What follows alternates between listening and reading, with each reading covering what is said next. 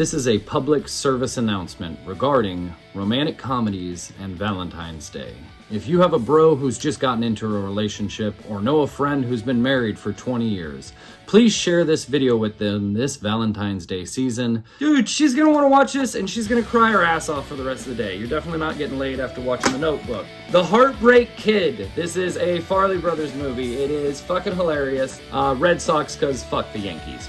When she says, "You brought a baby into a bar," which, you know, it's the South. Shit like that happens. The reason that I'm making this video is because I don't want you getting stuck watching some bullshit like Love Actually.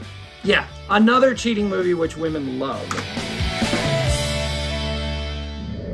In today's video, we're going to talk about the top 20 best romantic comedies that you can actually enjoy while watching with the missus. We've got our top 13 traditional romantic comedies to go through. Then we've got 7 rom-coms that might be a little pushing it. Maybe you can convince them it's a romantic comedy, but they are great movies. For our romantic comedies, starting at number 13, we've got 50 First Dates. You've seen it, you know it, I don't need to talk too much about it. Adam Sandler, Drew Barrymore, Amnesia, you know it. Number 12, Fool's Gold. I haven't watched this in a long time, but it's got Matthew McConaughey and Kate Hudson, and I remember it was a lot more action, and they are actually divorced throughout the movie, so there's a lot of bickering, and it's kind of entertaining, and it's got some explosives and stuff, so not bad. At number 11, we've got Overboard, Goldie Hawn and Kurt Russell. It's an 80s movie. It's a classic movie. If you haven't watched it, it's definitely worth it. It's definitely an older movie, though, so it's, you know, a different style. We've also got Sweet Home Alabama with Reese Witherspoon. Now, this, I'm a Southern boy. I like this movie. I hate to say it. There's a couple things that I like about it. One, the male guy, the guy that she's chasing after. It's another movie about cheating, by the way. But the guy that she's chasing after is her ex-boyfriend, and he's kind of a self-sustained, live-off-the-grid type of guy. And he also plants rods in the sand during lightning storms, and it shoots the lightning into the lightning rod, hits the sand, and turns the sand into glass, and he sells these really cool glass sculptures. So it's relatively cool. And it also has one of my favorite lines in a movie ever, when she says, "You brought a baby into a bar," which, you know, it's the South. Shit like that happens. Couples Retreat, not a bad movie. It's four middle-aged married couples go on this couples retreat. If you're a younger couple and you haven't been together for a long time, probably not going to be something that you want. But definitely for older couples, definitely worth a watch. License to Wed. Now, this is funny. It's got John Krasinski, it's got Mandy Moore, and Robin Williams. Robin Williams is fucking great in this movie. He's a preacher who makes them jump through a bunch of hoops to get married, to get the license. He tells them they can't have sex, and they gotta watch these robot babies. It's a funny movie. However, if you are in that stage of your relationship where marriage might be on the tip of her tongue, but not yours, don't watch this right now. Coming up next, we've got The Breakup. It is Vince Vaughn, Jennifer Aniston, and it's the breakup. Two people are breaking up. So it's not bad, it's funny. Vince Vaughn's good. But if you are maybe on the verge of breaking up, maybe not watch something that'll bring up some topics that you don't want to talk about. The Heartbreak Kid. This is a Farley Brothers movie. It is fucking hilarious. It is a really good movie. Ben Stiller's great in it, and it's more slapstick raunch comedy, so I don't know if, you know, it is a romantic comedy. It is good, but this is actually a good movie. Along Came Polly, Ben Stiller and Jennifer Aniston. Also a relatively good rom-com. From here on out, these are okay movies. I'm not saying I would watch these movies without a girl with me. The last 7 I would, but Along Came Polly, pretty good movie. What Happens in Vegas. Cameron Diaz, Ashton Kutcher, they are mismatched in Las Vegas, and they get married drunkenly, and then they win the lottery, and then they immediately want an annulment because they're not right for each other. But the judge sentenced them to live together for 3 months or something like that. And it's actual hijinks of them trying to get each other to divorce the other one and just walk away from the money. So it's actually good comedy, but there is a romantic story because, of course, in the end, they wind up falling in love. Hitch. Hitch is actually a good movie. I love Kevin James. It's an alright movie. Will Smith is a dick who slaps people, but you know, Kevin James is great. It's a good movie. It's a good rom-com. She will appreciate it. You will appreciate it. It's a good rom-com. What can I say? Failure to Launch, number 2 on our list.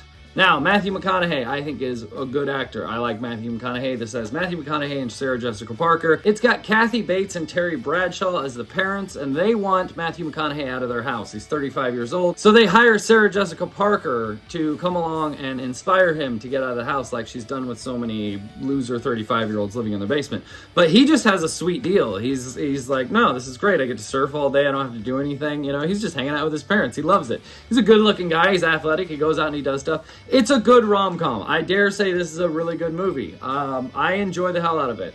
And our number 1 on the list is, I will say, a very good movie because it's about baseball. I love baseball, and it's about the Red Sox. They're like my number 2, number 3 team, probably.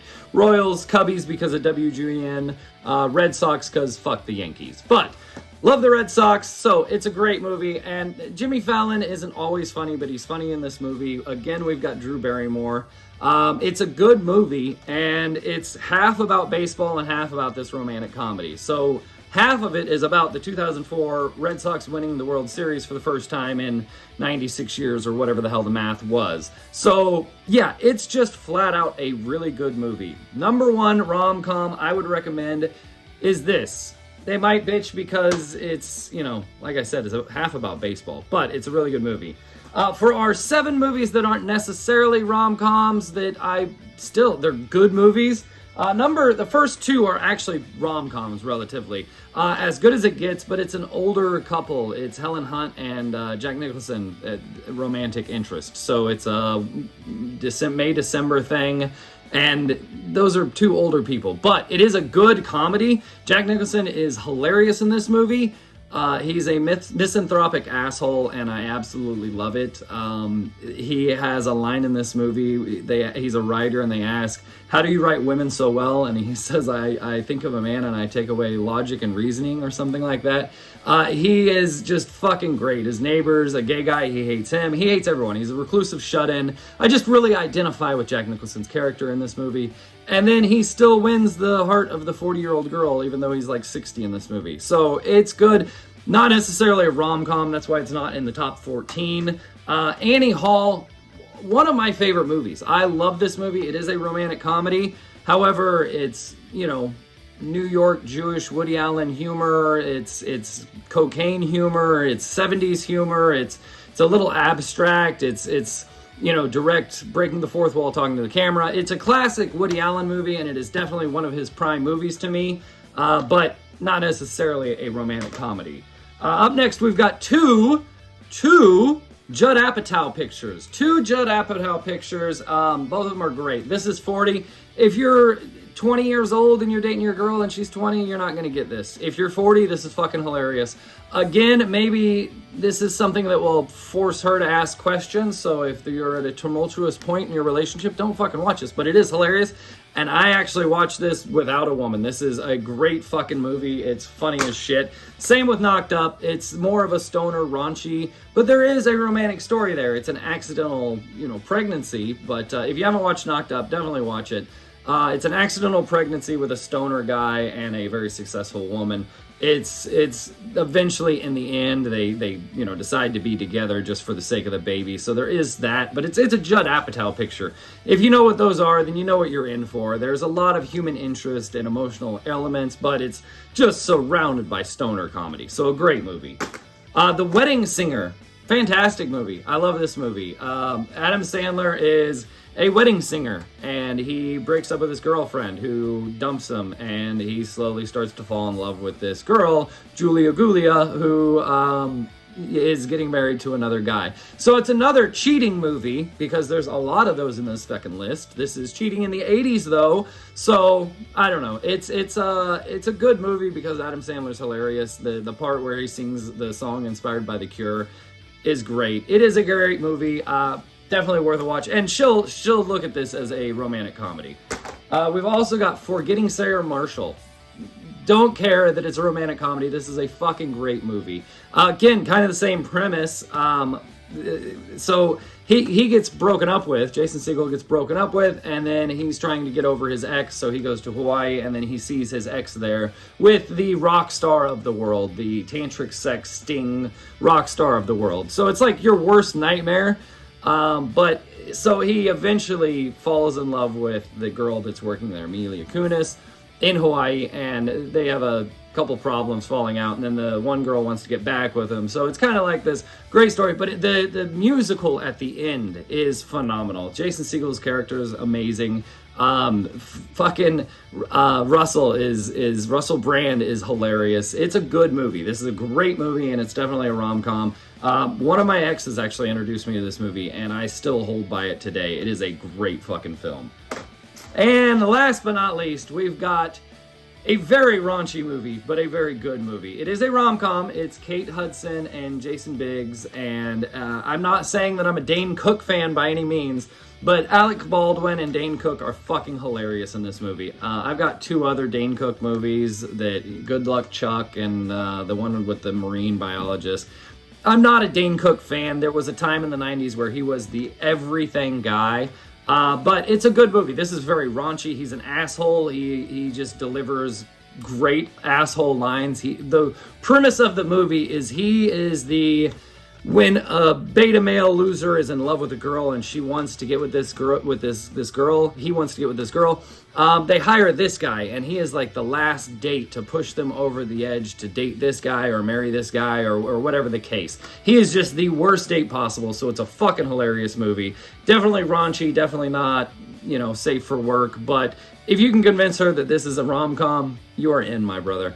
That is my list, top 20 movies that are pretty damn good romantic comedies. Now, the reason that I'm making this video is because I don't want you getting stuck watching some bullshit like Love Actually. My ex told me this was one of the most romantic movies in the world, and it's just a guy who is in love with his best friend's wife, and it's about cheating. It's any one of these movies that has a whole bunch of these tiles on the front and a whole bunch of fucking stars, like Valentine's Day or Love Actually, they're just shit movies. They're not good. Also, we got The Notebook.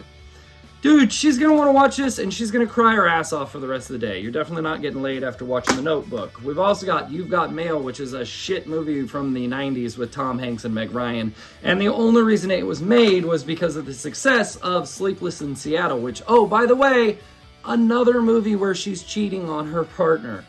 Yeah, another cheating movie which women love.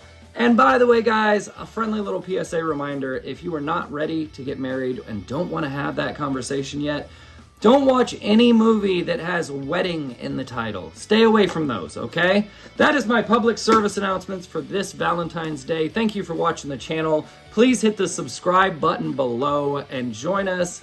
We are doing movie reviews all the time, and I'll try and keep some more PSAs out there for you. Thank you for watching. Please like, share, and subscribe, and we'll see you next time.